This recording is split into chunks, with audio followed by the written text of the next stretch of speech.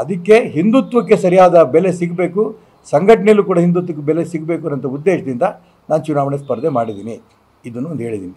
4ನೇದು, ಹಿಂದುಳಿದವರಿಗೆ ವಿಶೇಷವಾಗಿ ರಾಜ್ಯದಲ್ಲಿ ಬೆಂಬಲ ಸೀಟ್ಗಳು ಕೊಡೋಕ್ಕಾಗ್ತಿಲ್ಲ. ಇಡೀ ರಾಜ್ಯದಿಂದ ನನಗೆ ಫೋನ್ಗಳು ಬರ್ತಾ ಇದ್ದಾವೆ.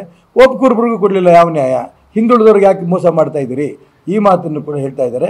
ಎಲ್ಲ ಹಿಂದುಳಿದವ್ರ ಬಗ್ಗೆ, ದಲಿತರ ಬಗ್ಗೆ ಮತ್ತು ಪಕ್ಷದಲ್ಲಿರೋಂಥ ಅವ್ಯವಸ್ಥೆ ಸರಿ ಮಾಡಬೇಕು ಅನ್ನೋ ಉದ್ದೇಶದಿಂದ ನಾನು ಚುನಾವಣೆ ಸ್ಪರ್ಧೆ ಮಾಡಿದ್ದೀನಿ ಅಂತ ಹೇಳಿದೆ ನಾನು. ಅದಕ್ಕೆ ಅವ್ರು ಹೇಳಿದ್ರು, ನೀವು ವಾಪಸ್ ತೊಗೊಳ್ಳಿ, ಚುನಾವಣೆ ಸ್ಪರ್ಧೆ ಮಾಡೋಕ್ಕೆ ಹೋಗಬೇಡಿ, ನೀವೇನೇನು ಅಪೇಕ್ಷೆ ಪಟ್ಟಿದ್ರು ಅದೆಲ್ಲವೂ ಕೂಡ ಮುಂದೆ ಮಾಡೋಣ ಅಂತಂದರು. ನಾನು ಅವ್ರಿಗೆ ಡೆಲ್ಲಿಗೆ 3 ತಿಂಗಳ ಕೆಳಗೆ ಹೋಗಿದ್ದೆ. ಇದಷ್ಟು ನಾನು ಹೇಳಿ ಬಂದರೂ ಕೂಡ ಏನು ಬದಲಾವಣೆ ಆಗಲಿಲ್ಲ. ಒಂದೇ ಕುಟುಂಬದಲ್ಲಿ BJP ಕೇಂದ್ರ ಚುನಾವಣಾ ಸಮಿತಿಯಲ್ಲಿ ಯಡಿಯೂರಪ್ಪನವರೇ, ಅದೇ ಕುಟುಂಬದ ಒಬ್ಬ MP ರಾಘವೇಂದ್ರ ಅವರು MP ಆಗಿದ್ದಾರೆ, ಅದೇ ಕುಟುಂಬದ ಇನ್ನೊಬ್ಬರು MLA ಆಗಿದ್ದಾರೆ ವಿಜೇಂದ್ರ. ಅಪೂರ್ವ ಜೇನು ಸಾಕಣೆ ಮಾಡಿ ವರ್ಷಕ್ಕೆ 5 ಕೋಟಿ ಗಳಿಸ್ತಿದ್ದಾರೆ. ನೀವು ಕೂಡ ಅವರಿಂದ ಕಲಿಬೇಕಾ? ಅವ್ರ ಜೊತೆ ವಿಡಿಯೋ ಕಾಲ್ನಲ್ಲಿ ಮಾತಾಡಬೇಕಾ? ಈಗಲೇ ಫ್ರೀಡಮ್ ಆ್ಯಪ್ ಡೌನ್ಲೋಡ್ ಮಾಡಿ. ಅವ್ರ ಕೈಯಲ್ಲಿ 6 ತಿಂಗಳು ಹಠ ಹಿಡಿದು ರಾಜ್ಯದ BJP ಅಧ್ಯಕ್ಷರು ಮಾಡಿದ್ರಿ. ಹೆಂಗೆ ಸರಿ ಮಾಡೋದಕ್ಕಾಗತ್ತೆ? 6 ತಿಂಗಳ ಕೆಳಗೆ 3 ತಿಂಗಳ ಕೆಳಗೆ ನಾನು ಬಂದು ಮಾತಾಡಿದ್ದೀನಿ ನಿಮ್ಮ ಹತ್ರ, ಏನು ಬದಲಾವಣೆ ಆಗಲಿಲ್ಲ. ಅದಕ್ಕೋಸ್ಕರ ನನಗೂ ತುಂಬ ನೋವಾಗಿದೆ. ಇಡೀ ಕರ್ನಾಟಕ ರಾಜ್ಯದ ಕಾರ್ಯಕರ್ತರು ಭಾರತೀಯ ಜನತಾ ಪಾರ್ಟಿ ಶುದ್ಧೀಕರಣ ಆಗಬೇಕು ಅಂತ ಅವರು ಅಪೇಕ್ಷೆ ಪಟ್ಟಿರೋದಕ್ಕೋಸ್ಕರ ನಾನು ಸ್ಪರ್ಧೆ ಮಾಡ್ತಿದ್ದೀನಿ ಅಂತ ಹೇಳಿದ್ಮೇಲೆ ಕೊನೆಗೆ ಅವರು ನಾಳೆ ದಿನ ದೆಹಲಿ ಬರಬೇಕು, ನಿಮ್ಮ ಹತ್ರ ನಾನು ಮಾತಾಡ್ತೀನಿ ಅಂತ ಹೇಳಿದರು.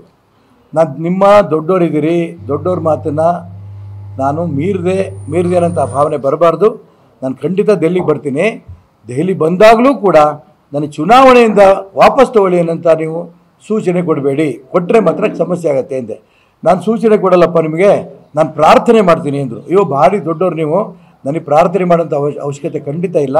ಅದು ನನ್ನ ಉದ್ದೇಶ ನಿಮಗೆ ಸಮಾಧಾನ ಆಗಿದೆ ಅಂತ ನಾನು ಭಾವಿಸ್ತೇನೆ. ಈ ಉದ್ದೇಶಕ್ಕೋಸ್ಕರ ಚುನಾವಣೆ ಸ್ಪರ್ಧೆ ಮಾಡ್ತಾಯಿದ್ದೀನಿ.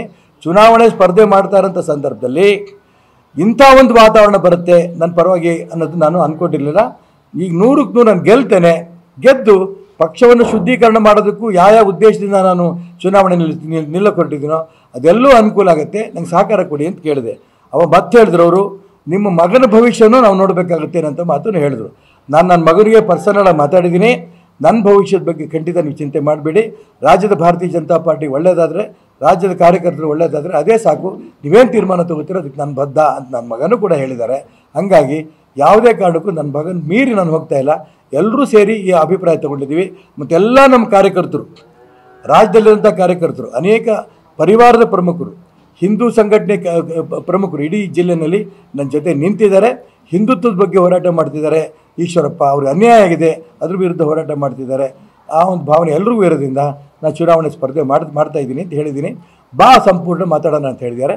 ನಾಳೆ ನಾನು ಹೋಗಿ ನಾಳೆ ರಾತ್ರಿ ಅಮಿತ್ ಶಾ ಅವರನ್ನು ದೆಹಲಿಯಲ್ಲಿ ಭೇಟಿ ಮಾಡೋದಿದೆ.